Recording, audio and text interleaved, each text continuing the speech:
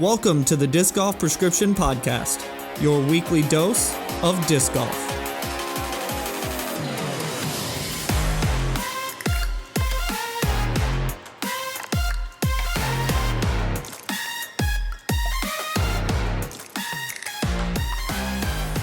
Hello and welcome to the Disc Golf Prescription Podcast. I'm your host, John Nicholson, and today I have a special guest with me. He's one of the best disc golfers in Texas. In my opinion, if we're not counting nicknames at least, you probably have the coolest name as well. We have Mr. GT Hancock here today. How are you doing today, GT? I'm doing fantastic, and thank you for having me. I'm excited to speak on disc golf. Yeah, absolutely. I've played so much disc golf with GT since we've battled around the Texas area. I was really excited to get him on the show and ask some questions that I don't know the answers to. So before we get these shows started, if you're watching on YouTube, please make sure to like, comment, share, subscribe, do all the things that you can do on YouTube. If you are listening on a podcast app, please think about leaving us a 5-star review. Really helps us be more discoverable. And last but not least, if you are watching, listening, doing any of those things, watching and listening, all of the things, thank you guys for being here. I really appreciate it. With all of that being said, GT, you ready to get started? Yeah, let's do it. All right. So I always like to ask people about their athletic background on the show. Okay. I know you've been playing disc golf for a while, but I actually have no idea. Did you play any other sports before disc golf? Yeah, I've been in sports since I was young. I started with soccer, played baseball. When junior high came around, jumped into football, did a little bit of track, played basketball, if I didn't mention that.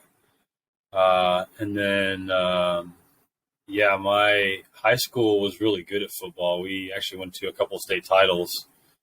I went to Euless Trinity, well known for the Haka. We were one of the first teams to play in the AT&T Stadium, which used to be the Cowboys Stadium, but now the AT&T Stadium. I played receiver in high school, but that's kind of right when I picked up disc golf because of my injuries in football and baseball and basketball. It was mostly a left shoulder injury that prevented me from doing multiple arm sports. So finding disc golf that was more like central on one arm unless you were ambidextrous, which is still not very common, 15 years later now that I've been in the game almost. Right. The high school sports actually kind of pushed me towards to play disc golf, and then people around me kind of kept pushing me and telling me I was good, and next thing I know, I'm professional and I'm touring. No, that is so awesome. I try to not derail the show too many times, but I immediately am doing it on this show. Okay. You went to Euless Trinity. Yes. I don't know if you know this about me. I went to Allen. So for a period of time, our schools were just bitter football rivals. Yeah, for anybody outside of Texas, this probably means nothing, but that's really funny to know that now. We hated you guys. Yeah, I know. I'm sure we felt similarly, and now it doesn't matter whatsoever. But no, it doesn't. For now those we're of you, pretty good friends. Absolutely. For those of you not in Texas, I'm not sure another state takes football more seriously. It's kind of a problem sometimes, but yeah. If you're outside of Texas, just imagine high school football being the most important thing at your school, and that's what it is. And then you now have thousands of kids going, plus their parents, and then it gets crazy. Yeah, and also for those of you outside of Texas, I have no idea what Ulyss's stadium was like, but my school, after I graduated, they decided to only have one high school in the city so that they could be even better at sports, and they collected a bunch of tax money and built like a $60 million stadium. And you've probably read about it before because our stadium cracked shortly after it was built and was unusable for years. So that's my hometown's claim to fame. So you're welcome. Yikes. I didn't know that actually. That's kind of nuts. Yeah, it's pretty wild. All right. Now that we've effectively derailed the show, I had no idea that you played all those sports in high school. So that is awesome to hear about. As you made the transition because of injuries over to disc golf, what sport, if any of them, do you feel like was the sport that transferred the best into disc golf? I mean, a lot of some of the baseball swing definitely does translate as far as mostly trying to keep your shoulders level when you are making a disc golf swing. One thing that I realized recently was the forehand and using your left shoulder and arm to help get the swing going, which kind of helped translate from a baseball swing. But then as far as the legs go, I feel like definitely football and track help translate to having a strong base to help make you successful. That's one thing I feel like I'm pretty good at is using my legs when I play. And one thing I try to teach when I am teaching people is you need to use your legs more often, because not only it helps with distance, it also helps against arm injuries or whatever. I mean, So those couple of sports. No, that's awesome. It's awesome. It seems like a little bit of everything transferred from each of those sports, and you took pieces of each of those to help your disc golf game. So you said you found disc golf through essentially, like, did friends show you it? You found it in high school. How did that happen? Yeah, so we used to play Call of Duty and the zombies. I mean, that was pretty big back in the time, and Huge. Every once in a while you get frustrated and you're like, okay, we got to do something else. And my friend had a football, and we have a street light where it was lit at night, so we would go out and throw the football, and that got kind of boring. And I'm like, dude, my dad has a Frisbee in his closet. Let me go grab it. And I don't know what got me to the Frisbee, but we used to throw ultimate Frisbee all the time. And then we broke it.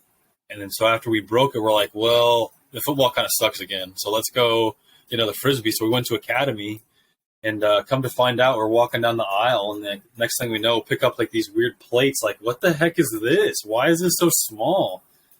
And come to find out it was disc golf. I always wanted to play golf. My family wasn't really well off in the money department, so I couldn't ever try to invest in playing golf, because I know it's not inexpensive. So disc golf was like the next best thing, and then sport injuries happened, and me and my friends kept playing, and I already knew how to throw a Frisbee, and I was throwing far immediately. Like, I wouldn't say far, but I at least knew how to throw the disc 300 with no problem.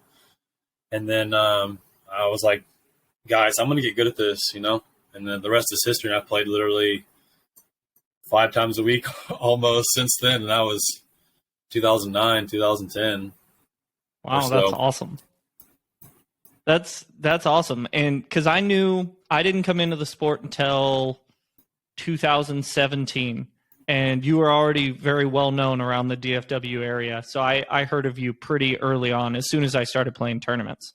And so what was that progression like? Because you started in, like you said, around 2009 or maybe a little bit before that. And then now in 2022, you go on tour. And now in 2023, you're going on tour again. So yeah, definitely.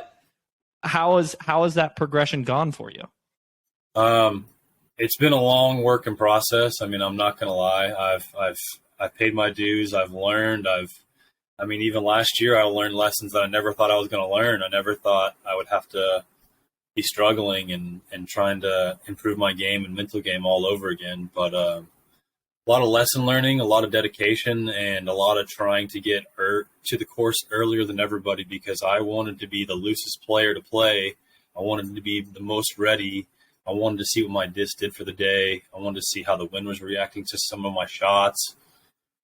So it was a lot of hard work. I didn't play a whole, maybe 2 years of AMs, but I would play at Veterans on almost every Sunday, and a couple of local pros at the time, which are now Masters players, Chris Pepperling and Bryce Longerbone. I was playing with them, and they're like, "Dude, you're good at this." I'm like, "What do you mean?" I'm like, "You're good. You need to start practicing more." I'm like, "But I am practicing." They're like, "Well, keep practicing." So definitely, that's a lot of hard work and a lot of dedication. Yeah, absolutely. To speak to your dedication, I've actually seen this a few times, and it's hilarious because we've never talked about it. But there have been quite a few tournaments in Texas that are shotgun starts, so they start early in the morning, where the only other person I see at the course in the dark, because I'm getting there early too, is you Yeah, putting. definitely. So there have been several situations where we're there multiple hours before the tournament starts, putting in work before the tournament starts, and it's been really cool to see you jump on tour and progress over these last couple of years. It's been awesome to watch, Yeah, and it'll be awesome to continue to watch. yeah, thank you. I'm really excited for this year. I mean, I've already started on a good note this year with, I mean, no tournament wins or anything, but I'm just playing well. I'm throwing shots like I want, putting well. I'm focused. I'm excited. Got support. Yeah, More support coming. awesome. Any Yeah. special announcements? Yeah.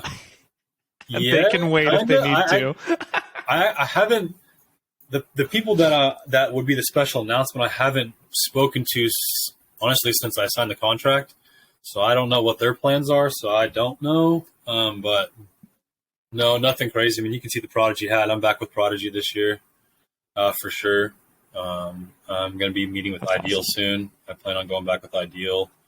But confident, definitely. I picked up Texas made beef jerky, Big Country beef jerky. Awesome. I actually haven't tried them yet, but I hear a lot of good things. And it's Texas made. I'm a Texas boy. You can see the Texas right here. So we Texans love repping Texas. It's kind of crazy, Oh, it is awesome. So, with us talking about kind of your beginnings and all the hard work you've put in over this now almost 15-year period, how did your disc golf game start? Like, what were your strengths and weaknesses when you started? Like you said, you could pretty much immediately throw over 300 feet. And how have those sort of changed over time? Because now I think of you as like an amazing putter. You obviously do everything else well too, but like that's the thing to me that really stands out. So, Yeah, like, how would you good. describe those strengths and weaknesses? Well, I appreciate the compliment on the putting. That was actually a weakness I had to start. I was able to get the disc to the basket, but I could just not get it in. I could not figure out what I was doing wrong. I didn't have a routine. So putting was definitely a weakness. I've been learning forehand for the whole 10 years, and it's just now getting to a point where it's like really producing good numbers. So backhand has always been very comfortable and very straightforward. But even then, I've found ways to improve like how you throw and like the accuracy of the shots and like guaranteeing the shots and stuff like that. So backhand was always immediate comfortability. Forehand's been a progress, and putting has been, I put so much work into putting.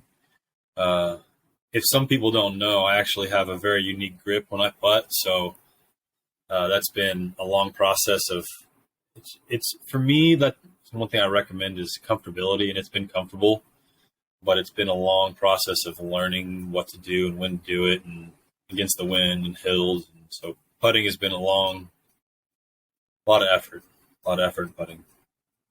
Yeah, and I mean, and your putting shows it. Would you mind showing the grip? Yeah, I know you got some disc on hand right there. Yeah, I want to grab more of a putter style so it looks proper. Yeah, perfect. For those of you audio only listeners right now, I'm really sorry that you can't see his putting grip, but it is very unique. Some Star Trek fans may even call it the Spock. I think that describes it well. I kind of like, yeah, it does, but I kind of like thinking of the Toy Story claw. Oh, the claw. That's so perfect. I actually may be trying to get a stamp kind of like that with my grip, but yeah, I use basically a 3-point base. It's really trying to have a 3-point pressure. As you can see, the disc rests on my middle finger, and the other two are just touching just because it's comfortable. And I play with a lot of hyzer, so it's a lot of a pendulum motion and pitch motion. But I've been learning how to get more spin on it to where I can stand still now from 50, 60 and make putts instead of having to jump everything, which that's been a long process of learning how to putt from longer distances with my grip. I've also worked on regular grip, but that's the main putting grip for sure.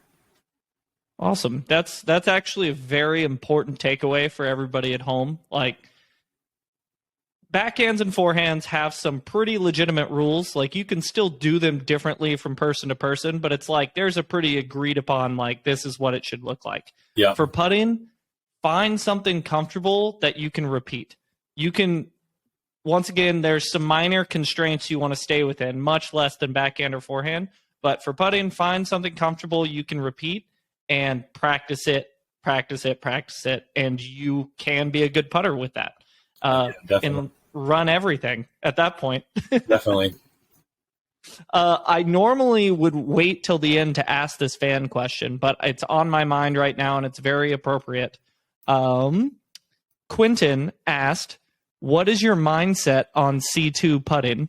You have a tendency to run everything and make a lot of them. Where does that come from? Well, that comes from practicing inside the circle, and that's typically what I only practice. And what I've always practiced is 25 footers and inside. You know, getting really good at that simple 15-foot motion, and basically being able to turn your brain off to do the inside the circles gives you the confidence to run it from deep. All you have to do is just either put more legs or more power, and it's not much different.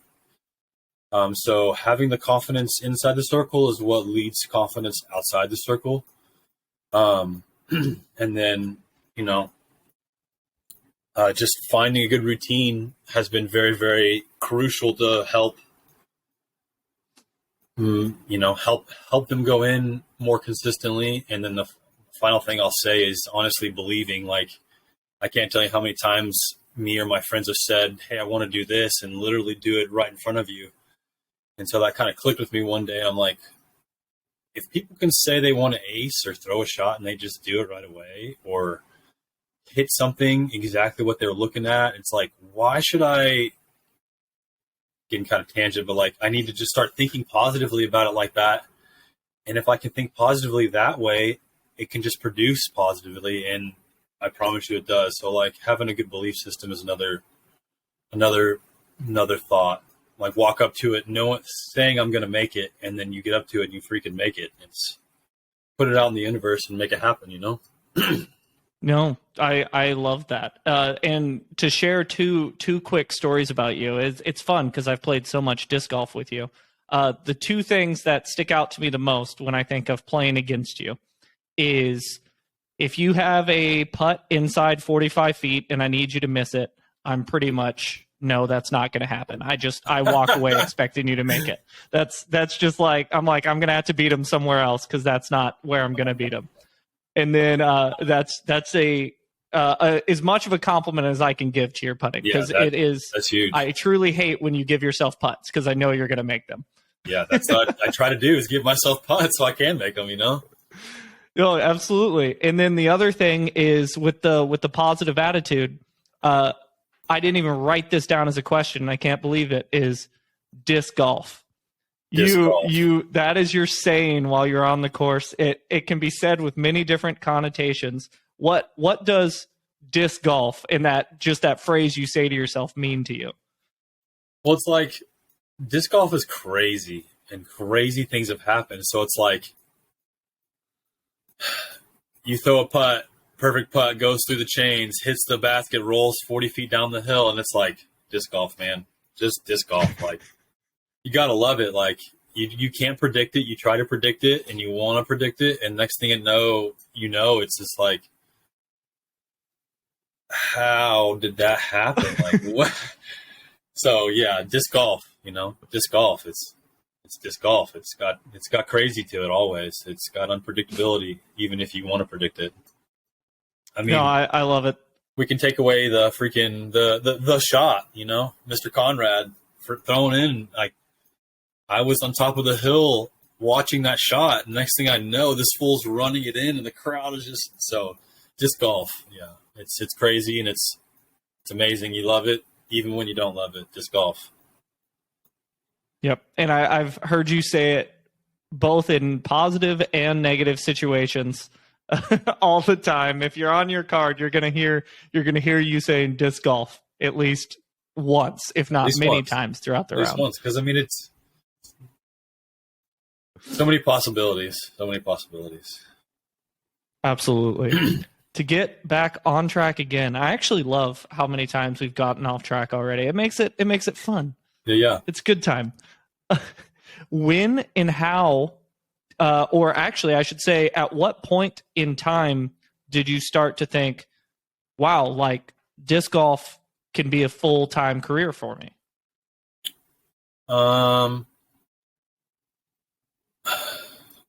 Honestly, I don't know about okay, let's start with this. As I was learning to play, I was actually the general manager of a Jimmy John's and worked in management at Jimmy John's for a long time. And so I would work during the day, and then at the night, I would go play minis around the Dallas-Fort Worth area and make hundreds of dollars just playing a mini. And so I realized that DFW has minis every night of the week, and I can go anywhere in the DFW. Being from central DFW, which is Bedford, I could travel 45 minutes any direction I wanted and reach any mini I wanted and play any amount of cash I could if I was feeling it or had the time. And so that kind of progressed, and I kept doing really well. And I finally got irritated with people that I was working with and the situation I was in, and I decided to stop doing that and work with my dad. And that opened up even more doors because he was very understanding of how good I was getting and how much money I was making on a consistent basis. So working with him in 17 and actually 18 is when I started with him, is what kind of helped make it an idea that I could make it my job. And then obviously the Big Money Macbeth and now Simon Lizotte and all these big old contracts, and they're my age. They've been playing almost as long as I have. They've just had a little more exposure. It's let me get the exposure. Let me try to put myself in the door. And then I did. And so, yeah, I just kind of seeing where the money's going, seeing that there's money in DFW, even in 2015 when I just became a professional. It just has been building and building and building. And it's, I mean, dude, $10,000 for 10 years. That's so sick. Or the $10 million for 10-year contract. Whatever I said, you know what I mean. You said 10,000, but I mean, I'd be okay with that 10 one years, too. Yeah. Plus a buyout, plus a bonus. The buyout. Yep. It is a crazy contract. I think it'll pay off. Yeah, Simon seems more inspired than ever. Yeah, that's awesome. Especially, he's in his 30s too. We're both in our 30s, still trying to do it. And I think we both can. I think he can. The money's just coming and we're all right there. Yep. Just got to have that breakout year, which I know we all can. Definitely. All right. Yeah, 100%. With that being said, we are entering a segment called Steph's Curious Questions. So as you know, my wife, Steph, you've met Steph. Yep, she has, I should say, her own segment on the show where I tell her who's coming on the show. She decides on 3 questions she wants to ask this person. And she may stalk their social media to find them or just has the questions. I don't ask her methods. I just take the questions and I ask them to you. So I have 3 questions. Are you ready? Hit me. All right. Question number 1.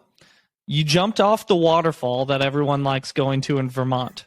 What was scarier, jumping or getting to the spot where you could jump?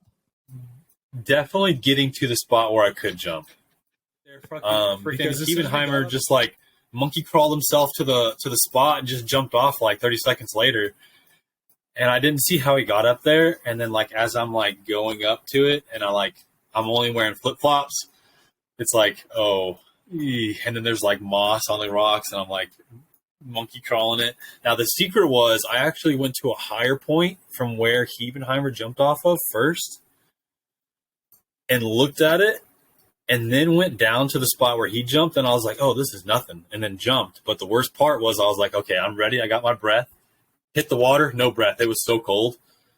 Like Cold. I'm kind of shaking thinking about that. Like it was nuts, but it was exhilarating. I mean, I would love to do that again. It was great hanging out with, touring pros and just, understanding. And that's what I try to tell other people too, is we're just people too. We may be practiced and rehearsed at disc golf, but we're just like anybody else that plays the great game of disc golf.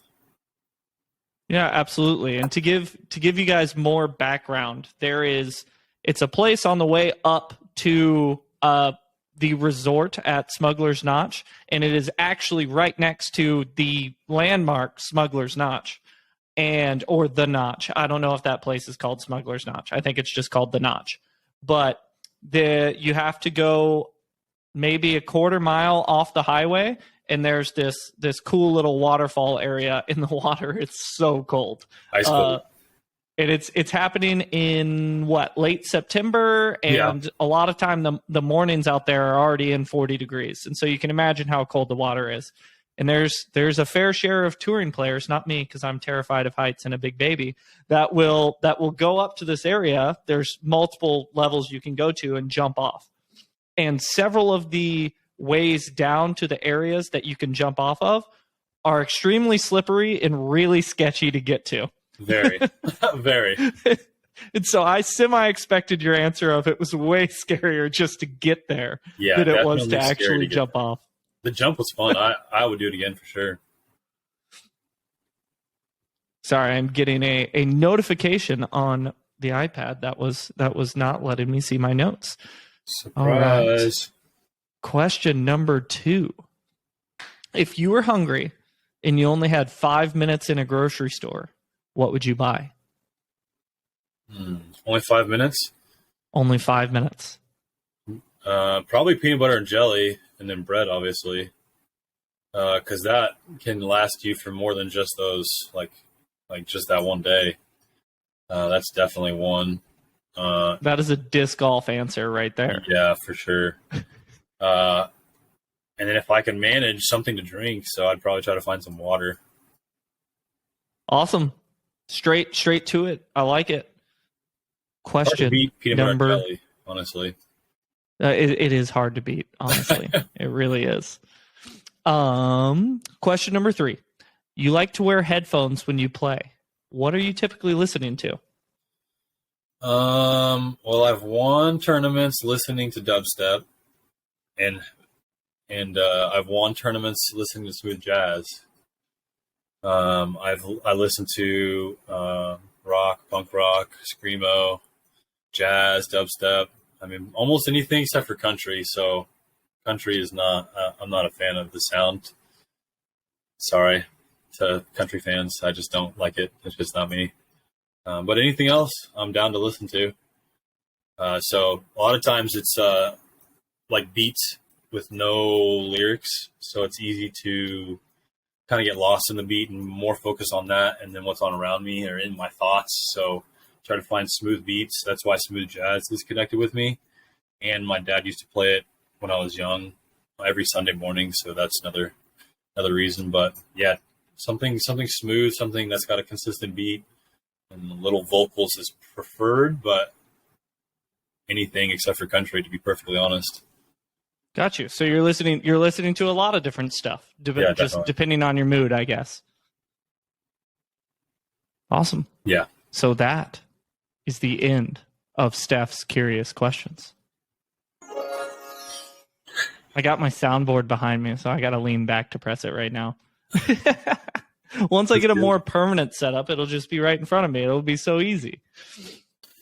All right. So we just talked about headphones. So I actually wanted to throw this question in because 2 episodes ago, I had Oakley on the podcast and we talked about a few things.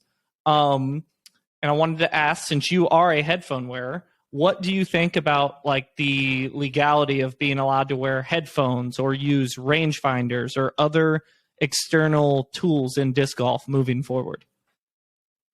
I'm curious, like what else they would consider a tool.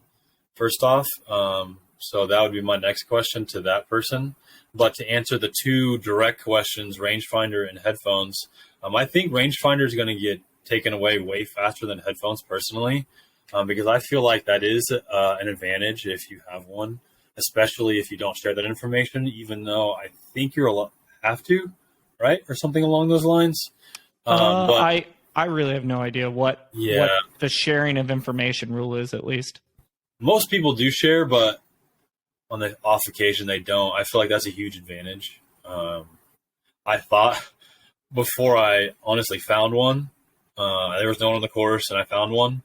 Couldn't find anybody to return it to. I was like, dude, these are not fair. Like, I've used my knowledge to find these distances. Like, you need to put the work in to find the knowledge yourself and the understanding of what this distance is for this disc and stuff like that. And so I think the rangefinder era has allowed people to get better faster because they can kind of just already have this disc for this distance instead of learn this disc for this distance and different flights. So I think the rangefinder will get banned faster than the headphones. The headphones, I personally hope don't, because I feel like I'm very respectful when it comes to it, because I know there is a rule that you have to pay attention to your card, at least something along that line. So I am trying. Every time I throw a shot, I'm done with the shot, I pull the headphone out and I'm trying to listen. I'm trying to take I try to take score. So that never bothers me on the Pro Tour, which is kind of strange. It bothers other people, but whatever.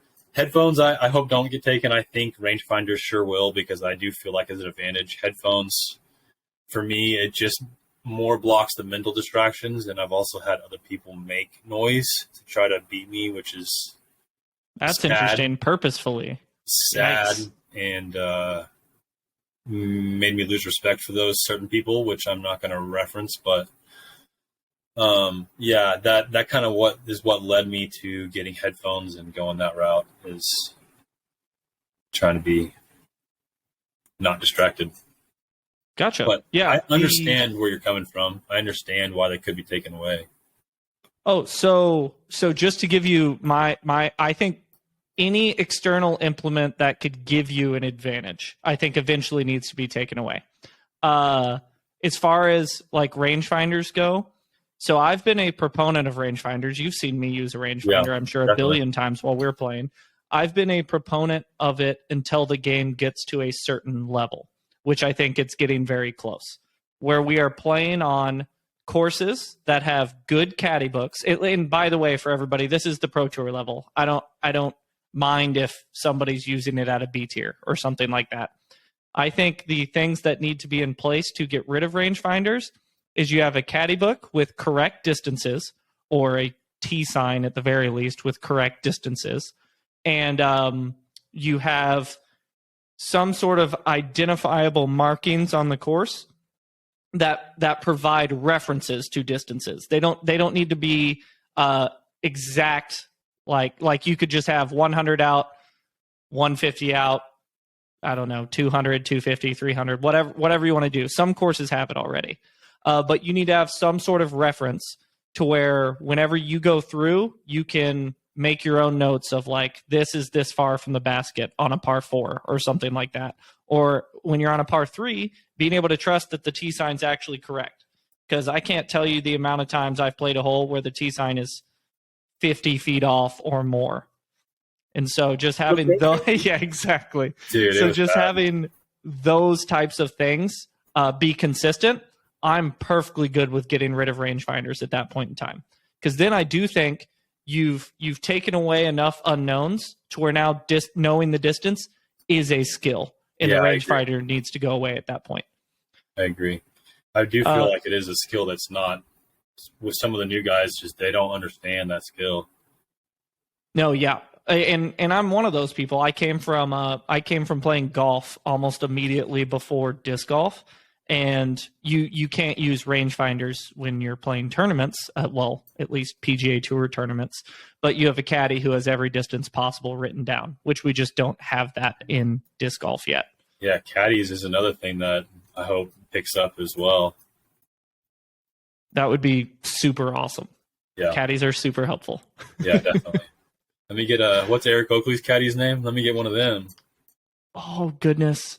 I feel bad that I can't remember right now. I want to say Charles, I've never met but him, so I don't know. I'm not positive. Dude. But he's killer for sure. Such a standout with the suit, the caddy suit.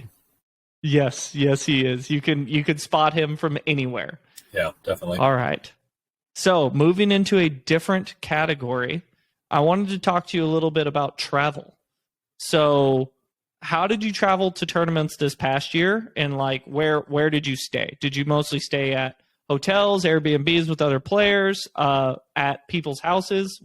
How'd you travel this last year? I traveled in a Honda Accord. So for the first part of the year, last year I didn't have to leave until April. And even then I was only gone for like a month and a half too. And then when I came back to Texas for like 2 or 3 weeks, and then when I went up to Minnesota, like it was a little bit of both. Like I did have some friends that I got lucky with in certain areas. But I traveled in the Honda Accord and then came to find out I needed to sleep in the front seat. So I slept in my front seat a good portion of the year, which I feel like eventually cost me towards the end of the year as far as longevity and endurance, because I was having to do a lot more to just get my body ready and not catching the proper sleep. So yeah, I toured in a 2015 Honda Accord. And then stayed with a few people every once in a while, grabbed a hotel every once in a while. Got lucky with a few people, like for Worlds, my homie Zach Fanzer was up. So he offered me to toss him a little bit of money, and I stayed in his basically living room of the hotel with my boy John Willis. That was fun. I had a good week that week. But yeah, a little bit of everything, and I hope to upgrade into a van this next year. Awesome. Working on it. I mean, I still have till April to really worry about it, but it's the next main goal for February for sure. Yeah, that was actually my next question, is if you planned on touring the same way this year. But really quick, shout out, like you mentioned him just now, to Mr. Shoot Dang himself, John Willis. Love that guy. Yeah. on a renewed contract with Millennium for sure. I saw that. That was I think he posted that yesterday, right? Yeah. Congratulations awesome. Congrats. to John Willis. Yes, sir. So with that, you are planning on switching to van life, huh? Yeah. I hope I need to do more research, but I mean, I honestly plan to get as new as possible because I expect to do this as long as my body can handle it, and I think I can do it for a lot longer personally. Because I mean, it's not that strenuous on the body if you maintain yourself and work on eating healthier, which I'm working on, and start working on the body, which I'm working on. So yeah, definitely working on van for the foreseeable future for sure. No, that is super awesome, and I am glad to hear that. If you ever have any van related questions, let me know. I'll give you a call. I'd be happy to give you some advice on at least what I know. Yeah, definitely. So you had some friends you stayed with, you stayed at hotels, you did a little bit of sleeping in car, the true disc golf fashion there. I think we've all done it, at least trying to tour, getting on tour, you just have to in some cases. How would you prefer to travel in like the future, like your dream mode of travel? Is it the van, or is there something else beyond that you'd like to get to one day? I personally would love to get to the point where I don't have to sleep in a van ever or an RV, and we're able to rent or something wherever we go, because I feel like the money is very close to doing that. Even as like a middling like tour card player, I think that's still very close to being possible for us. So that would be my dream, is to be able to rent out Airbnbs and hotels as we go. But the van, I'm really excited for, because I mean, I'm down with it. It doesn't bother me. I got a lot of friends that like to come play tournaments too, so anytime they come, we'll rent an Airbnb and hang out. And thankfully, Planet Fitness is pretty accessible as a touring player, and there's a quick shower right there. Restrooms aren't super hard to come by. So Nope. dream would be Airbnb and hotel, but I'm definitely going to be getting a van. Looking forward to that. That's awesome. Van life is a pretty fun life. So I think you will, knowing you, I think you will definitely enjoy it. I mean, I did the Honda Accord life, so it couldn't be that much different. It has to be better, right? It's gonna be better than the Honda Accord life for sure. Yeah. Oh goodness. So getting into questions I ask almost every player that comes on. I really like to know about people's routines.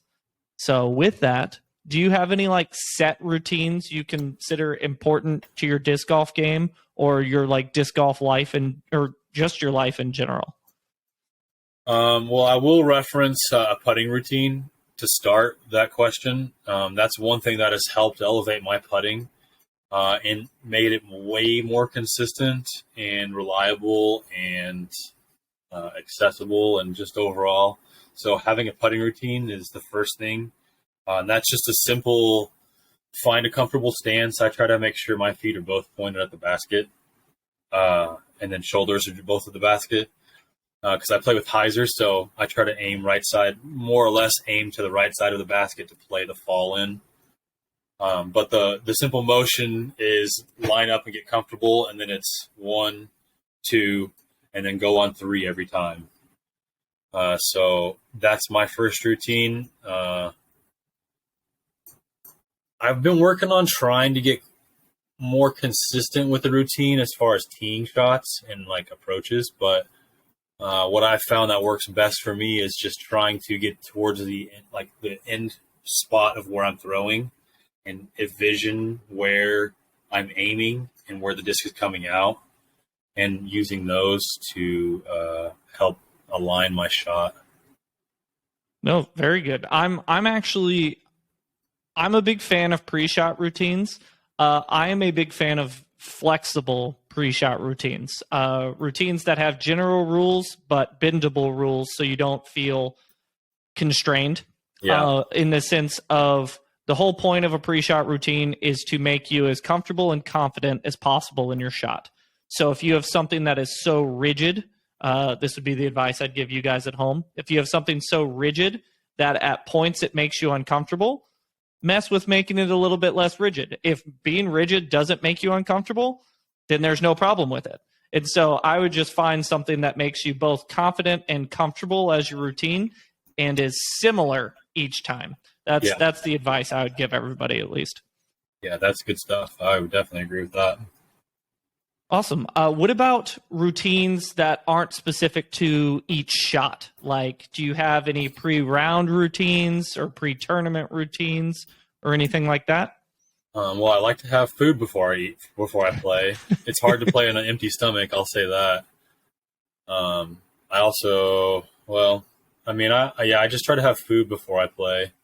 A smoothie always is really good, especially if you're like right about to play and you kind of are lacking a little bit of something. Smoothie's good. But no, nothing crazy pre-round. I mean, I like to practice putt before and warm up before, so I guess that's routine-based. Like I referenced, I try to get to the course hour and a half to 2 hours before we're supposed to play to stretch, to throw, to have different ideas of what the wind's doing, to get the putting warmed up. So I guess that would be my next routine, would be getting warmed up physically and mentally before I play. Yeah, that's perfect. We're very similar in the time frame before that we like to get there. I like the same thing. I'm like, I want to get there. I want to have time to maybe socialize a little bit while I lightly warm up, blah, blah, blah. Have some time to think about the coming decisions and be in the right mind frame for everything. So that's cool that you're very similar in that. Yeah, I've showed up late to so many times and been rushed. It's just, you don't like being rushed. That's the worst feeling, in my opinion, when playing disc golf. 100% agree. Whether it's being rushed to start or feeling like you're being rushed on a hole because you have a really slow card and you're like, oh gosh, this feeling's awful. Yeah, for sure. What about like a set practice routine? Do your weeks look similar from tournament to tournament? Are you just practicing the course? Are you doing field work? What does that look like? Well, that's something I learned pretty heavily this year on the tour, playing so many longer courses on such a consistent basis. So like a tour week, I would try to get there Monday, maybe Tuesday. Tuesday, do like a small practice round because I'd never seen the course. Wednesday, try to play maybe two. A lot of times we played two courses, so I had to play two different courses. And then Thursday, it's like trying to get down game plans for each course and figure out what shots need to be landing, where I can score best, what holes I feel like I have a big weakness on. So, yeah. No, that's awesome. I'm glad you've started to like establish something. Is that something you're going to continue doing this next year, or are you planning on altering it at all? Well, now that I have a little more experience with some of the bigger courses that we've played, because a lot of this, not all the stops are staying the same, but a good portion of the stops are the same. I don't have to be so strenuous on the body, so I can go a little more relaxed and not be so stressed out about trying to learn something I've never been to. Yeah, I will probably alter it a little bit, but on certain occasions, like for example, I'll be going to Montana this year, and I've never been to Montana, so I'll definitely try to do something similar to what I just referenced. Get there as quick as I can. Try to see the course. Because I don't really need to do a whole lot of field work. I do that before I play, and I know the disc really well. So it's like trying to trust my shot, what fits best for me, into what I can put on the course. Instead of being my game around the course, I try to play my game to the course. That is a great thing to take home with you guys. Fitting your game to the course instead of just trying to throw whatever the perceived perfect shot is on any given hole. You're another place where we're very similar. I don't know why I didn't think about this before. Is we each, as soon as we get out of our car and feel warm enough to throw, we pretty much throw our entire bags before definitely. each round. Sometimes twice. Yeah, definitely. It's so that's funny that's where a lot of your field work comes, because whenever I was on tour, I would do the same thing. Most of my field work would end up happening before my practice rounds because I'd throw my whole bag, or before my rounds because I'd throw my whole bag. So, yeah. The only time field work ever like really comes into play is when you've like lost a disc or you have to replace, and that's when you have to like take a couple out to the field and like, what does this one do? Is this one going to flip like here, or is it going to flip here? Is it going to flip here? So that's when like field work really comes into play, I think. But I've obviously had a set bag for a little while, so that's another reason why field work is not necessarily important, but I don't rely on it as much, like you also referenced. Yeah, it's just I can only imagine if I were to change manufacturers or something, I would prioritize field work more. Yeah, but definitely. We both have a general idea of what our discs do, and when we lose one, we only have to replace one, and very rarely are we losing more than one at a time. That would be a very bad day. Yeah, that would be rough. Oh goodness, I don't even want to think about the last time that's happened to me, because that would be not fun. And you alluded to this earlier. You're working on your body more now. Does that mean you've established a workout routine, and do you plan to have one while you're on tour? I have not established a workout routine. It's like, when I say work on it more, it's like I'm really trying to find ways to get into that field, because I haven't spent that much time working out since high school. So I'm like kind of way behind the times. So I've been trying to find people that I want to talk to about it, and trying to find people I feel comfortable talking to about it, because I'm honestly in the dark. So what I've really been working on is trying to eat better and trying to drink less soda and eat less sweets. So that's my first statement with working on the body. But yes, I do want to get into a workout routine. I do want to be able to work out throughout the week, because I feel like that's one of the areas where I am a little behind when it comes to some other players. And I feel like if I can start doing that, that's where my game will start catching up even more, and I'm not even that far behind, in my opinion, or behind at all. Like, I may be right there, just a couple of breaks here or there, and you know that. It's just a couple of breaks sometimes in certain rounds, but yes, I'm working on it. It's a slow process for me because, like I said, I'm so in the dark right now. Well, you do have a tour card, and I would recommend anybody, you or anybody at home, reaching out to Disc Golf Strong and Seth Muncy if you're looking for disc golf related strength training. He is a absolute wealth of knowledge in that area. So yes, I do recommend that for sure if you're looking for something. Yes, yeah, I talked to him a little bit when I injured myself at World slipping right before the first round, and then through the Northeast trip, I was talking to him every other day or every day. So yeah, I like that guy a lot. I hope to talk to him more in the future. Glad to hear it. That'll be awesome. Have you had any sort of off-season workout routine? Like, have you thought about getting into one before the season starts, or is that just something you're still exploring? Definitely still exploring. It's hard to call off-season a thing in Texas. I mean, Nick, you know this very well, John. There's big tournaments all the time. Like, there's a B tier this weekend in Carrollton I could go play.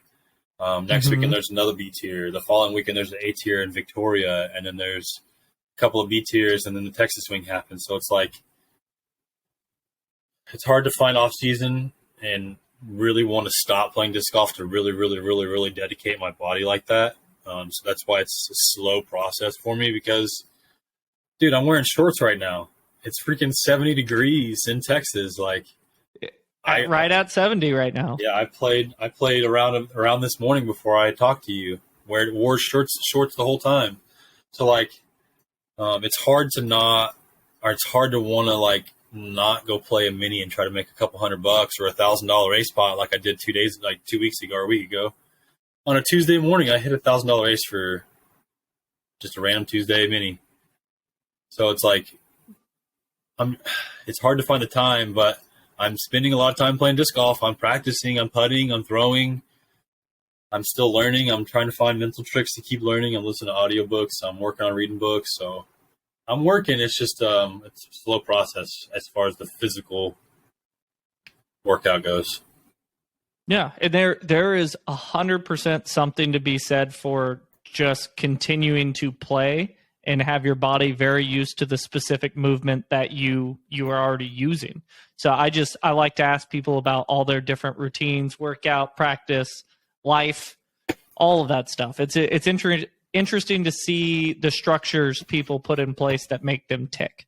So yeah, I just am so interested in that. All right. With that being said, we are moving on to the fan questions, which I already asked you one of them. And then we will go into the 2 questions that we ask on every episode. The first fan question comes from John. He says, have you ever had a moment in practice or form analysis / correction that you saw the greatest improvement in consistency from? If so, what was it? So I guess he's looking for if you've ever had like an aha moment and what it was during your practice. During practice, I would probably say I would go with a putting tip. There were times I was struggling this year, and again, I'm still learning lessons this year. So, for example, this year, there's times I was struggling putting because I was spending so much time working on my forehand. And I watched the West Coast swing, and I'm watching Corey Ellis do really well, and he's always been a good putter, and I got to play a little bit with him in the Kentucky area. And so I became, more or less friends with him, at least acquaintances. And so I was watching him play, and I was watching him putt, and like when he putts, like his eyes never changed. They never followed the disc. They never moved up and down. They looked on that link the whole time, which I knew, but like watching him do it, it's like, oh yeah, I forgot I wasn't doing that. So that would probably be one, making sure I'm keeping my chest and neck locked, and then use the body to get it there, because I need to trust my body, because I've done it a million times. I don't know, 100,000 times, 2 million times, 3 million times. I don't know. a lot of times. Yeah, so that would be mine. Aha would be remembering that I need to keep everything locked and keeping that chest and chin tall. That's really good. I could use that advice as well, because it's so easy to forget something like that, but it's so fundamental. You just like every So time you go helpful. down, like every time you're like bringing everything down, you just don't bring everything back up, and now you're like looking down. It's like you keep it locked up, and you bring down. It should never be a miss low, which I think is the worst miss of all time is low. How to make GT angry? Oh, Miss miss low. low, dude, that pisses me off. All right. So I asked the next question. So the next question comes from Glenn. He says, as someone who throws a mixed bag, meaning he has a mixed bag, how do you fill all the slots in your bag with just one brand? I mean, I think that's pretty easy because I feel like every brand has a replica of the same disc from another brand. I mean, like, let's just start with a destroyer. How many companies now have a destroyer-esque disc? Let's start with All the of them. Zone. How many companies now have a Zone-style disc? You know, so like I referenced earlier, you don't always have to have every freaking disc of every mold in the company. Find shots and discs that you're comfortable with that help produce the shots that you're comfortable with to help you score with how you're comfortable. So I would say find what's comfortable. And if you want to pick one brand, ask around and what's good for other people. And if it's comfortable, send it. If it's not, find a little variation of it. But every brand has everything you need.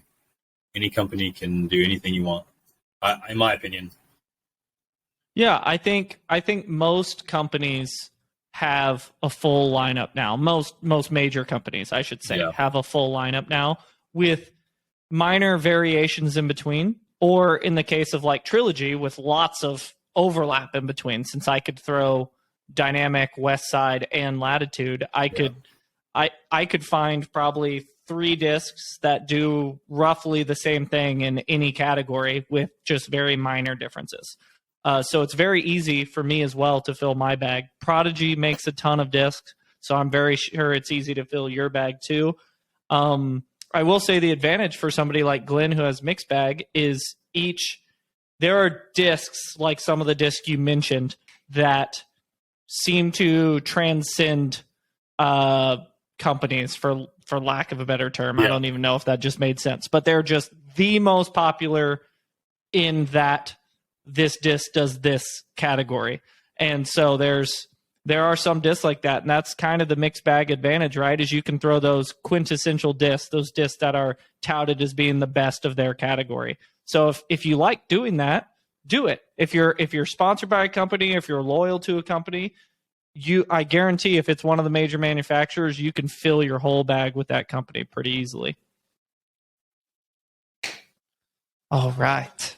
Moving on to Tanner, our good friend Tanner McCartney.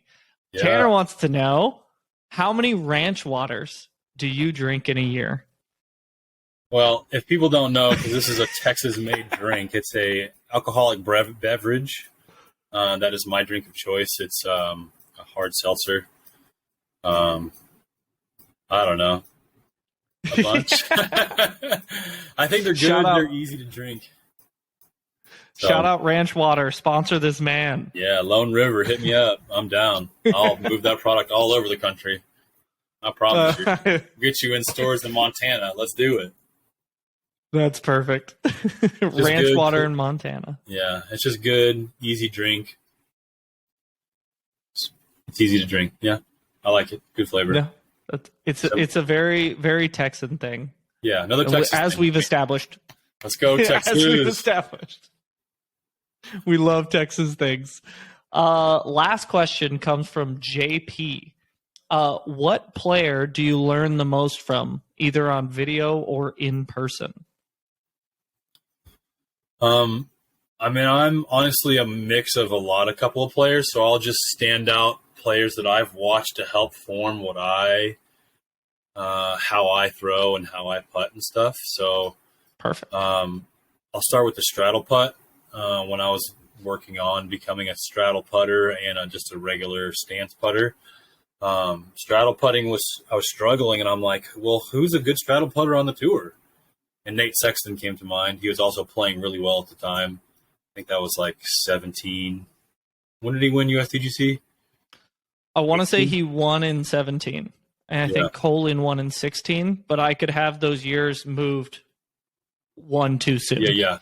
Anyways, when he won the USDGC, he was just cooking, and he was a really good straddle putter. So I've developed a little bit of my normal 1-2-3 motion, but I do the leg dip just like he does, and I think that's been very beneficial. So Nate Sexton, I've obviously watched Paul McBeth for a long time. I mean, who hasn't? So there's things that I've paid attention to him, and that's my first thought is how he keeps his head forward while he's throwing, and he doesn't artificially turn his head then throw. And I feel like that's where a lot of newer players have issues with accuracies, because when they're walking forward, they turn their head and then their body turns and then they try to guess where it's going. So for me, Paul McBeth kept his head forward his whole run up until he couldn't, and he has always been the king of accuracy, in my opinion. And then Dave Feldberg has been a big influence. Nate Doss, even Ricky. I've watched Nico for a long time. Ken Climo, not so much. I mean, I did watch him a little bit, but he was kind of on the tail end of his career. But I definitely know who he is, and have definitely watched him, and definitely have stuck a few things together. The forehand, I mean, I would like to say Coling has done a lot of inspiration for me, because he may be a little bit bigger than me, but we're also kind of similar in size, and we also have that red beard, got to stick out with our other gingers. But yeah, Coling has been a forehand inspiration. Will Schustrick, I will say, I've tried to copy the smoothness as far as like the delivery. So there's been a mesh of a bunch of different players that kind of were like really big in the 2010 era when I first started, and really haven't lost a whole lot. So, your typical big names. But if I want to reference a couple of Texas locals, Miles Seaborn, JD Ramirez, Chris Pepperling, I already referenced earlier, been a good friend of mine. So a couple of those old school Masters players that, are still kicking it and still playing now in the Grandmasters. Tony Shirley is one of them. Oh, yeah. I mean, I can. Miles might be offended if you call him a Masters player. Who, Tony? I said Miles might be offended if you call him a Masters player. No, I agree. He's not a Masters player, but like he's old school like those guys. Like they've been around a long time. Miles has been around a long time. 100%. All those guys are awesome Hatfield's guys. Another good one. That's been a very big inspiration in the Texas scene. Even though he's an Okie, he's been instrumental in Texas disc golf for a very long time, and he's an awesome dude to talk to and hang out with and play with. And so there's a bunch of names that I've learned from and grown from. And if people don't know, I'm all self-taught. So that's a lot of all those people just molding together to create what I have now, what I am now. So learn from people around you. Would be a good step. Yeah, 100%. And I'm so glad you mentioned Coda, because it jogged my memory on something I can't believe I didn't even write down. Coda, who's won the VPO many times in his career, you just won, well, not just now because it happened back in November, but you got the A tier, man. 2 months ago. Yeah, I know, right? The 2022 Veterans Park Open champion, GT Hancock. I can't believe I didn't introduce you with that. That was so awesome, man. Thank you. Yeah, seeing you take that down was really cool. Yeah, thank you. Some people that don't know, Veterans is my home course. It's my first pro tournament, which I outdrove Paul McBeth for the distance competition that year. And then I finally won. I mean, it's been a big A tier for a long time. It's what, the 30th, 5th, 36th, 37th or whatever. Yeah, it's somewhere in the 30s. Yeah. Big names have won that bad boy. And so it's great to get my name on that list and prove that I'm capable and incomparable, and I can play disc golf with the best of them. And I've felt like that for a long time, and I just I'm now able to get my foot in the door and kind of show other people outside of Texas that I am capable. And yeah, I do appreciate that statement. Yeah, it was awesome. I mean, watching your ace last year was sick enough. You played pretty dang good last year, and then taking it down this year was sweet. The ace last year is right there. Awesome. A lot of signatures on that bad boy. Yeah. Yeah, for those of you who haven't seen it, go back and watch GK Pro's coverage of both. Watch this year's and last year's. That way you can see him win and the ace. Central Coast was this year. Central Coast was this year, yes. GK Pro last year, Central Coast this year. Thank you for that correction. Which are both great great companies. I've been listening to Ian Anderson do commentary for the longest time, and I was honestly blessed to have him come film for me. It was I mean, I was meeting a star myself. It was cool. That is super cool. All right. So with the fan questions being over, we are down to the 2 questions we ask every disc golfer who comes on this podcast. What is an actionable piece of advice you would give to a beginner player looking to get better? So we definitely reference that a bunch, and I'll go ahead and say it again. Try to get there earlier before everybody. Try to learn your bag and what you like. Try to find things that are comfortable for you when you throw, as far as grip goes, as far as plastic feel goes, as far as company. I mean, pick whatever company feels comfortable for you. Just find comfort with your tools and start learning them. Spend time learning them. Like, don't just go out and assume it's going to work. Like, you can't. That's not how things work. Very few people make that work that way. So put the time in. Yep. There is no substitute for time and hard work. As much as people may try to find shortcuts, time and hard work, baby. Those are the things that do it every time. Yeah, definitely.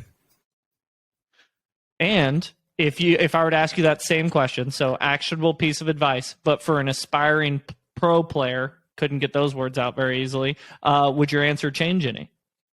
Yeah.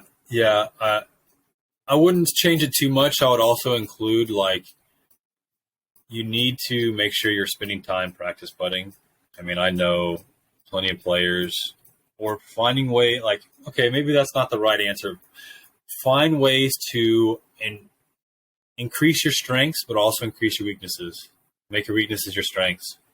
I mean, putting used to be my weakness, and I've made it my strength. Like, you referenced me being a really good putter. Like, that was not the case. Like, I had to put the effort in. I had to put the time in. I had to learn. I had to grow. I'm still learning. I'm still growing. And then have a good mindset while you're playing and learning. Like, it doesn't, no matter what you want, or no matter how often you want things to go really, really well, is not always the case. Life is definitely a roller coaster, and learn from your downs, because it'll help you make your ups even more up. That is great advice. I really like that. With those answers being given, thank you so much for joining me on the podcast, buddy. I really appreciate it. Yep. Before you go, make sure you plug if you got something going on, if you're selling some Tour Series disc or whatever, and how can people find you? Okay, we'll start with how people can find me. I'm on Instagram. It's GT-Hancock. Man, I don't remember. GT- or dot? Let me check. GT.Hancock. And then Facebook, GT Hancock, obviously. And those are the 2 main platforms I'm on. You can reach out to me anytime. I want to thank Prodigy Disc for the huge support this year, helping me purchase the tour card. I'm a legitimate tour player. I do expect to work again with Ideal Disc this year. I do have discs. They have my discs. If you want to purchase some discs to help support me. I want to thank a new sponsor, Big Country Beef Jerky, Texas-based beef jerky company. I have not personally tried any, but I hear really good things, and I mean, it's Texas made. It's got to be good. Then I will reference a new sponsor coming in this year. It's going to be Local Line Apparel out of Missouri. So look for GT merchandise coming soon. with a couple of different logos. And then finally, putt confidently. I'm also planning on working in with those guys again this year. They make one of the best putting tools known to mankind, in my opinion.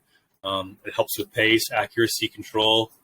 It's just a cover that goes over your basket, and you're trying to hit a smaller diameter. And they change in size. So putt confidently is another one.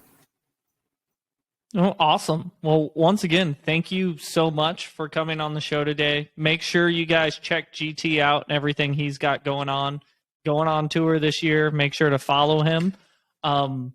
Thank you for everybody for tuning in. Remember, like, share, subscribe. Oh, there's another one. Comment. Leave the comments. All the comments. I forget one every time, man. Yeah. But yeah, we will see you guys next week. Yeah, thank you, John. Much appreciated. Dude, thank you.